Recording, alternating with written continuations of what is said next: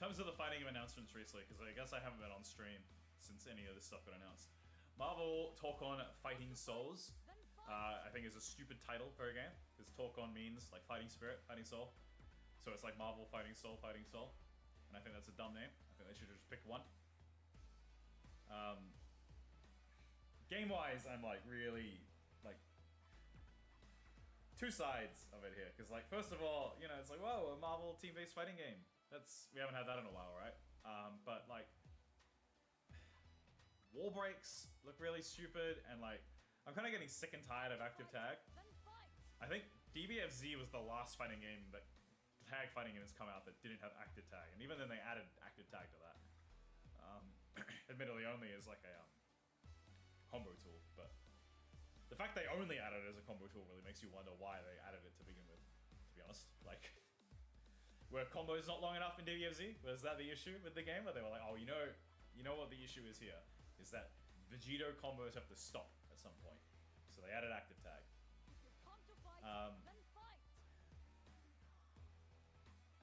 So like, I would have preferred just an assist-based fighting game for both of the things that are announced, but we're not getting that. That seems to just be how things are now. So I guess I can have to live with that bit. But wall breaks look really annoying. I'm assuming, like everyone's kind of assuming at the moment, that it's a like one life bar for 4 characters thing, because 4 individual life bars would be ridiculous, and also because they made a comment of like, you only have to play 1 character if you want to.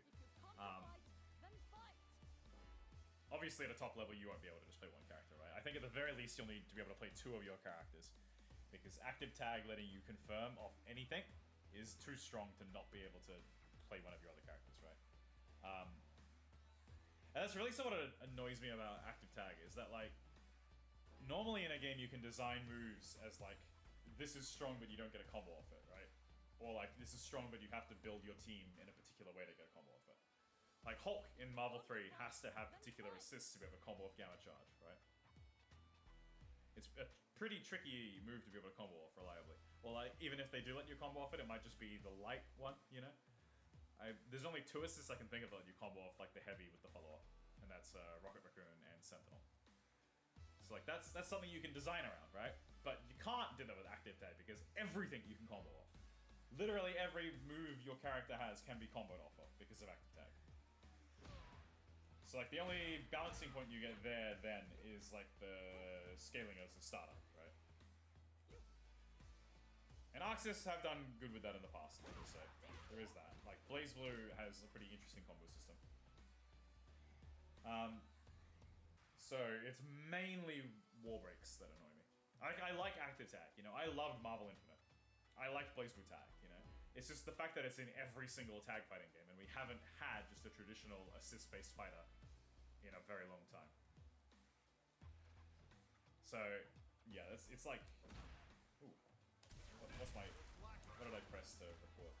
I was cleaning my buttons a bit, so I must have accidentally hit record.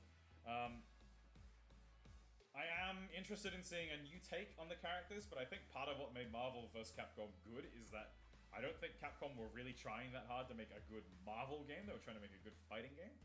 And so there's a handful of the characters in Marvel vs. Capcom that like are missing moves that are like, why doesn't this character do this iconic thing? Like Spidey with Spidey Sense is the one I've always brought up, you know? So like, Magneto in particular, I think if Magneto gets into Marvel Fighting Souls, people are not going to like it. People are going to be very upset, I think, with a more accurate Magneto design. And I'm going to have a lot of fun with that, because everyone made fun of Combo Fiend for the functions comment, and I want Magneto in Marvel Fighting Souls, so that we can all learn that it was Magneto's moveset that everyone liked. Obviously everyone likes Magneto as well, right? But when they make him a slow zoner who chucks stuff at people and has shields, I think people are going to get pissed off at that. But like, as a Marvel comic fan, I am excited. There's a lot of Marvel characters that just have never been in a fighting game who are completely ridiculous. Green Goblin and Doc Ock are the 2 I always bring up, because I grew up on the Spider-Man cartoon, not on the X-Men cartoon, and so playing Marvel was always like, where the fuck is Green Goblin? Where's Doc Ock? The only villain we ever got was Venom, you know? And like, I love Venom, but the classics deserve representation as well. And saying that, we're probably just gonna get Venom and Carnage, if anything. Because it's always symbiote summer with Marvel right now.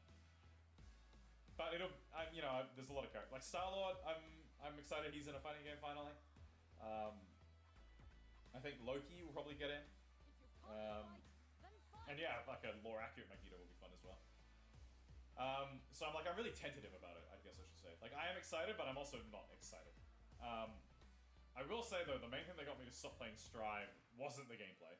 It was the ranked and matchmaking system. Like, I could live with chains being weird, I could live with the wall break, because Soul Bad Guy was really fun. Because I was just always plus on block.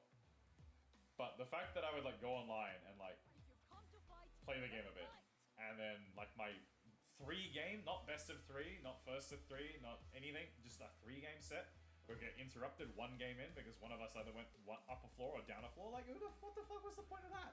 I realize they've long since fixed that, but like, it's, you know, I'm not getting back into Strive at this point.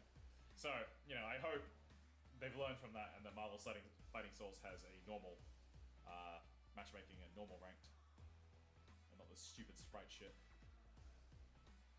But the Invincible game that just got announced today, that one I'm interested in. Again, active tag, sick and tired of it. I just said everything about that, but such is life. But I am interested in the fact that it's the Killer Instinct devs, who haven't done anything since Killer Instinct, I'm pretty sure.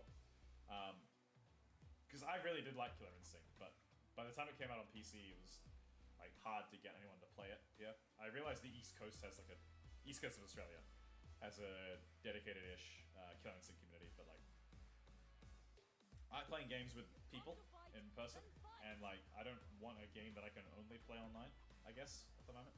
So I never played it that much. I like the Idol and Arbiter. Those are my guys. Played a bit of Riptor as well, but I decided Riptor wasn't for me, despite how cool she looks. But yeah, so I'm excited to see a game by them, and I also am really excited that it really looks like the game has like that high up Marvel super jump space, right? Because in Marvel Fighting Souls trailer, we see everyone go all the way up there, but we only see them do that off a launcher, right? And I'm saying it doesn't have it, because there is a bit where Doom like jumps and air throws someone, and he rises really quickly, so I think that is a super jump, but it remains to be seen how high they go, right? And like in Marvel 2 and 3, you go really fucking high up there. There's a lot of screen space you can cover. And it looks like the Invincible fighting game is using that. We also saw what looked like a fly-unfly combo from Eve. I mained Omni-Man in Mortal Kombat 1 alongside Baraka, so I'm excited to play Omni-Man again. Looks like I'm not going long without Omni-Man in a fighting game. Rest in peace, Mortal Kombat 1. So yeah, I'd say I'm probably more excited for the Invincible fighting game, but I am like, I need to know more about both, right? And Hunter x Hunter got banned in Australia, so sorry, not Hunter x Hunter, Hunter x Hunter. I haven't watched it. Everyone tells me I should, but I haven't. So Hunter x Hunter fighting game got banned in Australia, so I can't play that one. Oh yeah, 2XGO has been 2XGO I really checked out of, to be honest. Like, the beta just did not excite me at all. And they made some changes to improve a lot of what I didn't like about the beta, but not all of it. Like, getting rid of the forward hill assist was really good. That was incredibly stupid. It made neutral in 2XGO feel, like, ridiculously pointless. Because no one had good projectiles, no one had good, like, everyone's normals were really bad on with except jab. So doing anything felt like incredibly risky because they don't have to commit to anything. They can just call an assist and then tag off it. And then get a combo or get pressure. So getting rid of that was really good. I'm really glad they did that. But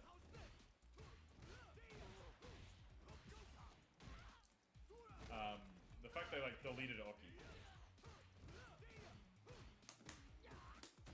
Oops. Is really annoying to me.